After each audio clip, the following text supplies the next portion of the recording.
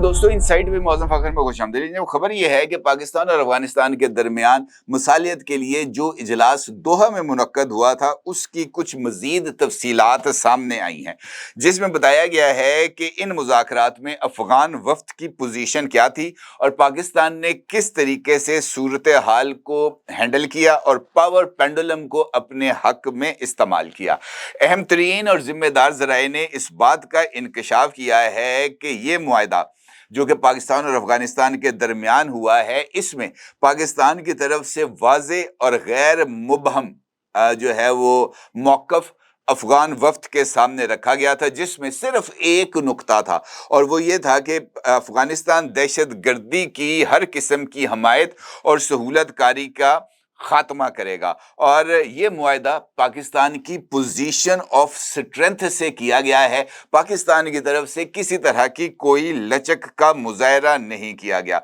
अहम तरीन और जिम्मेदार ज़राए ने इस बात का इंकशाफ भी किया है कि मुज़ाकरात के बाद जो समझौता हुआ था उस पर पहुंचने से पहले पाकिस्तान की तरफ से अफगान वफ़द को पाकिस्तान की जो गैर लचकदार शराइत हैं उनसे भी आगाह किया गया था, जिसमें एक शर्त तो यकीनी तौर पर टीटीपी के खिलाफ फैसला कुन कार्रवाई थी। अलबत्ता ये बात उनको बावर करा दी गई कि जब तक टीटीपी के खिलाफ और फितनल हिंदुस्तान के खिलाफ फैसला कुन कार्रवाई नहीं की जाती, उस वक्त तक वो तमाम इलाका जो कि पाकिस्तान का कंट्रोल है उस पर, जहां पर अफगानिस्तान की तकरीबन 26 पोस्टें थीं जो कि इस वक्त पाकिस्तान के कंट्रोल में हैं, और वखान कॉरिडोर समेत ये जेर कब्जा इलाका वापस नहीं किया जाएगा जब तक टीटीपी और फितनल हिंदुस्तान के खिलाफ फैसला कुन कार्रवाई नहीं की जाएगी।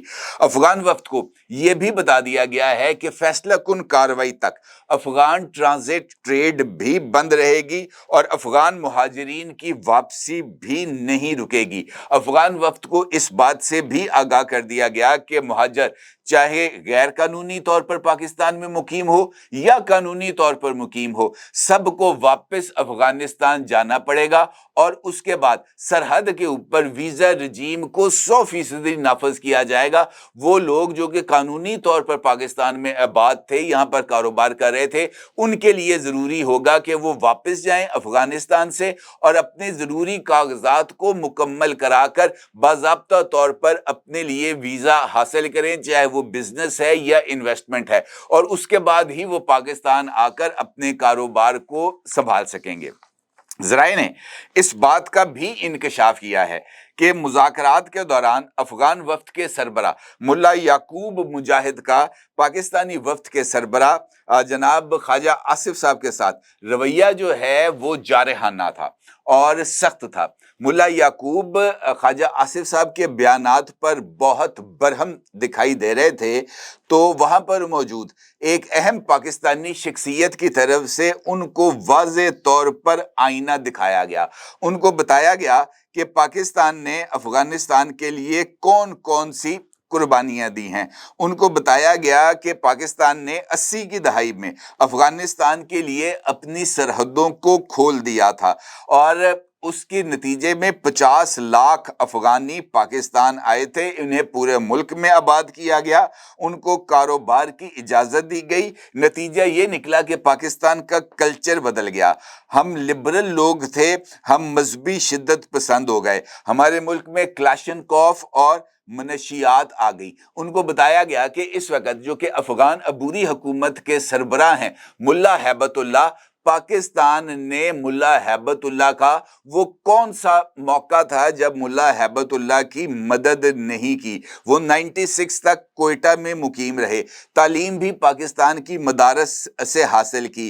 2001 में दोबारा ये पहले उसके बाद चले गए अफगानिस्तान, दोबारा ये कोयटा आए और कोयटा आकर मुकीम हो गए। पाकिस्तान ने 20 साल तक उन्हें दुनिया की नज़र से छुपाए रखा, लेकिन ये इस वक्त पाकिस्तान के दुश्मन नंबर 1 बने हुए हैं। ये बात भी बताई गई कि इस वक्त अफगानिस्तान के जो नायब वज़ीर दाखिला हैं जो कि मुल्ला हैबतुल्लाह के मुतमद ख़ास हैं इब्राहिम सदर, उनके बारे में भी बताया गया कि जनाब ابراہیم صدر جو ہیں انہوں نے بھی اپنی زندگی کا بڑا حصہ پشاور میں گزارا۔ ابراہیم صدر کی وجہ سے سراج الدین حقانی، جنہیں پاکستان کے قریب سمجھا جاتا ہے، محض اس بنیاد پر سراج الدین حقانی کے اختیارات کو سلب کر کے ابراہیم صدر کے حوالے کیا گیا۔ یہ بات بھی ان کو بتائی گئی کہ ملا عبدالغنی برادر نائب وزیر اعظم ہیں، انہوں نے ملا عمر کے ساتھ مل کر طالبان تنظیم بنائی تھی۔ یہ 21 سال کوئٹہ رہے اور یہ بھی آج انڈین اور امریکن نواز ہیں، پاکستان سے نفرت کرتے ہیں۔ ملا یعقوب ملا عمر کے بڑے بیٹے ہیں اور یہ اس وفد کے سربراہ بھی تھے، اور جناب یہ افغانستان کے وزیر دفاع بھی ہیں۔ ان کو بتایا گیا کہ جناب آپ بھی طویل عرصے تک کوئٹہ میں قیام کر چکے ہیں، آپ نے بھی تعلیم پاکستان سے ہی حاصل کی ہے۔ یہ بات بھی ان کو بتائی گئی کہ آپ کا ذاتی کردار یہ ہے کہ ڈاکٹر ایمن الزواری سراج الدین حقانی کے گھر میں رہتے تھے۔ ملا یعقوب جس وقت دوحہ میں امریکہ کے ساتھ مذاکرات کر رہے تھے، اسی شہر میں جہاں پر مذاکرات ہو رہے تھے پاکستان اور افغانستان کے درمیان، وہاں پر ملا یعقوب کو آئینہ دکھایا گیا کہ اسی شہر کے اندر قطر میں یہ آپ ہی تھے جنہوں نے ایمن الزواری کے بارے میں امریکیوں کو بتایا، اور امریکہ نے 31 جولائی 2022 کو ڈرون حملہ کر کے ایمن الزواری کو موت کے گھاٹ اتارا۔ اور بتایا گیا ملا یعقوب کو کہ اس بات کی اطلاع بھی موجود ہے کہ ایمن الزواری کی جو ہیڈ منی تھی وہ کتنی تھی اور کتنی کس کو ملی ہے اور کس ذریعے سے ملی ہے۔ یعنی پاکستان کا جو وفد وہاں پر موجود تھا اس نے اچھے طریقے سے ملا یعقوب کی اور وہاں پر موجود جو دیگر افغان عہدیدار تھے ان کی تسلی کی۔ وہاں پر یہ جو اس وقت افغانستان کے جو انٹیلیجنس چیف ہیں ملا عبدالحق واسق، ان کو بھی بتایا گیا کہ جناب یہ گوانتانامو بے میں قید تھے، پاکستان نے ان کی رہائی میں اہم کردار ادا کیا تھا، اور اب یہ رو کے کہنے پر بی ایل اے کو تربیت دے رہے ہیں، بی ایل اے کو افغانستان کے اندر مراکز اور ان کے لیے جناب ٹھکانے تیار کر کے دے رہے ہیں۔ پاکستان نے بتایا کہ آپ ہم سے ڈھکے چھپے نہیں ہیں، آپ کے بارے میں ہمارے پاس تمام تر انفارمیشن بھی موجود ہے، اور اگر آپ کہتے ہیں تو پھر یہ تمام کی تمام جو انفارمیشن یا اس سے ریلیٹڈ جو بھی شواہد ہیں وہ جناب دنیا کے سامنے رکھ دیتے ہیں، پھر افغان عوام جانے اور آپ جانے۔ بتایا یہ جاتا ہے جو وہاں پر موجود لوگ تھے کہ پاکستان کی طرف سے جب یہ آئینہ دکھایا گیا وہاں پر موجود جو افغان وفد تھا، تو اس کے بعد وہ ان کو پر ایسا پلستر ہوا، اس کے بعد جناب وہ ایسے تیر کی طرح سیدھے ہوئے کہ اس کے بعد پھر کسی کو کوئی اختلافی بات کرنے کی جرت نہیں ہو سکی۔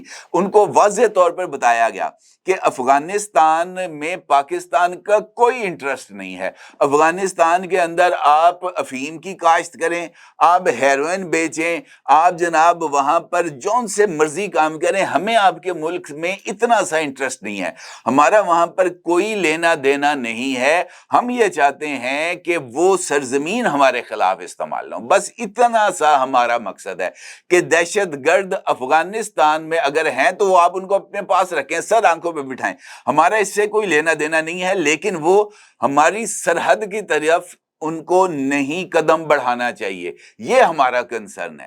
اور یہ بات ان کو باور کرائی گئی بڑی کلیئرٹی کے ساتھ کہ یہ ایک جسے ہم کہہ سکتے ہیں کہ معاہدہ انفیکٹ اس بات کی گنجائش فراہم کرتا ہے کہ افغانستان پاکستان کے جو کنسرنز ہیں ان کو ایڈریس کرے۔ یہ جو اگلا مرحلہ ہوگا 25 اکتوبر کو استنبول میں، وہاں پر پاکستان کی طرف سے جو پوائنٹس ریز کیے گئے ہیں، خاص طور پر ٹی ٹی پی اور بی ایل اے کے خلاف کارروائی، اس کے شواہد ہمیں ملنے چاہیے، اس کے بعد ہی اگلا مرحلہ سٹارٹ ہوگا۔ اگلا مرحلہ اس وجہ سے اس کا ذکر کیا گیا کہ افغان وفد کی طرف سے مطالبہ کیا گیا تھا کہ جناب یہ جو افغان ٹرانزٹ ٹریڈ ہے اس کو کھول دیا جائے، مطالبہ کیا گیا تھا کہ مہاجرین کی واپسی کو روک دیا جائے، اور یہ جو قبضہ کیا تھا پاکستان نے علاقوں پر یہ واپس کر دیا جائے۔ تو اس پر ان کو جواب دیا گیا اور یہ بات درست ہے کہ افغان ٹرانزٹ ٹریڈ اگر بند رہتی ہے تو افغانستان میں تو فاقے پڑ جائیں گے. افغانستان کے اندر جو 60% خوراک اور ادویات اور دیگر چیزیں جاتی ہیں وہ پاکستان سے جاتی ہیں. اس کے ساتھ ساتھ جو ٹریڈ افغانستان مختلف ممالک کے ساتھ آفیشلی تو نہیں کر سکتا, لیکن پاکستان کے ذریعے جو ٹریڈ ہوتی ہے وہ 60% ہے. اگر پاکستان سے ٹرانزٹ ٹریڈ افغانستان کے لیے بند ہو جائے, اگر پاکستان سے پھل, سبزیاں, ادویات, گندم, چاول, چینی یہ افغانستان کو جانا بند ہو جائے تو وہاں پر جناب بغاوت ہو جائے گی. لوگوں کو اگلے 10 دن کے بعد کھانے کو کچھ نہیں ملے گا, وہاں پر قلت ہو جائے گی, قحط کی سچویشن ڈیولپ ہو جائے گی. پاکستان کو اس بات کا بخوبی اندازہ ہے, کیونکہ افغانستان, جس طرح میں نے آپ سے گزارش کی کہ دنیا کے جو بیشتر ممالک ہیں, میرا خیال ہے صرف ایک دنیا کا ملک ہے رشیا جس نے افغانستان کو تسلیم کیا ہے, اس کے علاوہ کوئی ملک نہیں ہے جس نے افغانستان کو تسلیم کیا ہو. لہٰذا جو دو طرفہ تجارت ہے وہ نہیں ہو سکتی, اور پاکستان کے بغیر تو بالکل نہیں ہو سکتی. انڈیا کے گن گاتے ہیں, انڈیا کس طریقے سے افغانستان کو چیزیں بھیجے گا. پہلے انڈیا جو ہے وہ سامان کو شپ کرے گا, بھیجے گا چاہ بہار, اور چاہ بہار سے جناب اس کو روٹ کرے گا افغانستان. لیکن چاہ بہار پہ اب امریکہ نے جو ریلیکسیشن انڈیا کو دی تھی, اب یہ جو پابندیاں نرم کرتے ہوئے کہ جناب آپ چاہ بہار بندرگاہ کو آپریٹ کر سکتے ہیں, وہ ریلیکسیشن بھی اب انڈیا نے واپس لے لیا. تو کس طریقے سے انڈیا جو ہے وہ افغانستان کی مدد کر سکتا ہے؟ نہیں کر سکتا. اور یہی وہ پوائنٹ آف اسٹرینتھ ہے جو کہ پاکستان کی طرف سے استعمال کیا گیا کہ پہلے اب آپ نے کارکردگی دکھانی ہے. 25 اکتوبر تک وہاں سے ہمیں یہ خبر آنی چاہیے کہ ٹی ٹی پی کا ہم نے وہاں سے جو ہے نا وہ ان کی جڑوں کو اکھیڑ کے رکھ دیا ہے. بی ایل اے کے بارے میں پتہ لگنا چاہیے کہ جناب ان کی لاشیں آپ نے ان کو مار کر ان کی لاشیں پاکستانی سرحد پر رکھ دی ہیں تاکہ ہمیں پتہ چلے کہ جناب آپ نے کام کیا ہے. اس کے بعد ہی جو ہے نا اگلی جو چیزیں ہیں وہ ہوں گی, اس کے بعد ہی جناب ٹرانزٹ ٹریڈ کھلے گی, اس کے بعد ہی واخان کوریڈور سمیت جو دیگر ایریاز ہیں وہ واپس کیے جائیں گے. ادروائز اس بات کی امید کو بالکل ختم کر دینا چاہیے. یہ بات بھی افغان وفد کو بڑی کلیئرٹی کے ساتھ بتا دی گئی ہے کہ پاکستان کے ریسورسز پر پاکستانیوں کا حق ہے. یہ ریسورسز اب افغانیوں کے لیے استعمال نہیں کیے جائیں گے. افغان مہاجرین چاہے وہ قانونی ہیں یا غیر قانونی ہیں ان کو واپس جانا پڑے گا. البتہ جو قانونی طور پر مقیم ہیں پاکستان میں, یعنی جن کے پاس کارڈز موجود ہیں, مہاجر کارڈ, یا ان کے پاس ڈاکومنٹس ہیں, یا جنہوں نے شادیاں پاکستان میں کر لی ہیں, ان کے لیے بھی یہ شرط ہے کہ ان کو ون ٹائم افغانستان واپس جانا پڑے گا, اور وہاں سے پھر افغانستان کے پاسپورٹ پر پاکستان آئیں گے اور یہاں پر آگے آپ اپنا کاروبار کریں, جو مرضی کریں. لیکن جو بھی چیز ہوگی وہ ڈاکومنٹڈ ہوگی. ویزا رجیم ڈیفینیٹلی نافذ کیا جائے گا, یہ بات ان کو باور کرا دی گئی ہے. 25 اکتوبر تک کا ٹائم دے دیا گیا ہے, ڈیڈ لائن دے دی گئی ہے. یہ تمام جو ان کو ٹاسک دیے گئے ہیں وہ ٹاسک کو کمپلیٹ کرنے کی, اور یہ بات بھی ان کو بتا دی گئی ہے کہ اس دوران کسی طرح کی کوئی دہشت گردی پاکستان میں نہیں ہونی چاہیے. پاکستان کا موقف بڑا ٹھوس تھا, غیر لچکدار تھا. پاکستان کا رویہ ٹھوس تھا, غیر لچکدار تھا. کسی طرح کی کوئی کمپرومائزنگ سچویشن پہ پاکستان نہیں تھا, اور اس کے بعد ہی یہ جو سچویشن ہے اب ہمارے سامنے آئی ہے, اور بال پاکستان نے افغانستان کے کورٹ میں ڈال دی ہے ثالثین کے سامنے. اور ثالثین کے سامنے ہی افغانستان کے وفد نے اس بات کی یقین دہانی کرائی ہے کہ جناب جو کچھ ہم یہاں پر میز کے اوپر طے کر کے جا رہے ہیں اس کے اوپر لیٹر اینڈ اسپرٹ عمل درآمد ہوگا. اور دیکھنا یہ ہے کہ 25 اکتوبر تک یہ جو فتنہ الخوارج اور فتنہ الہندوستان, ان کے خلاف جو طالبان کی عبوری حکومت ہے وہ کس طرح کے اقدامات کرتی ہے. اگر تو اقدامات پاورفل ہوں گے, پاکستان کو اس کے نتائج نظر آئیں گے, تو پھر جناب اگلے مراحل طے کیے جائیں گے اور پھر یہ صورتحال کنٹرول میں آئے گی. ادروائز جو پھر پاکستان تو اپنے طریقے سے جس طریقے سے بھی معاملات کو لے کے چل رہا ہے وہ اسی طریقے سے کارروائی جاری رہے گی. اپنے اگر ضروری اظہار کیجیے گا. آپ کو بہت شکریہ. اللہ حافظ. کیا آپ ایک بزنس اونر ہیں اور چاہتے ہیں کہ آپ کا برانڈ ज्यादा से ज्यादा लोगों तक पहुंचे, हमारे पास है आपके लिए एक बेहतरीन मौका। हमारे YouTube चैनल पर रोजाना हजारों लोग वीडियोस देखते हैं। ये वही लोग हैं जो बाखबर, बाशऊर और फैसला करने वाले हैं। अब आप अपने बिजनेस को बराह रास्त हमारे YouTube चैनल पर प्रमोट कर सकते हैं। प्रोडक्ट प्लेसमेंट और स्पॉन्सर्ड सेगमेंट्स के जरिए आप अपने ब्रांड को लाखों पोटेंशियल कस्टमर्स तक पहुंचा सकते हैं। तो देर किस बात की, आज ही अपने बिजनेस को नए लेवल पर ले जाएं। For more information call us 923338122280।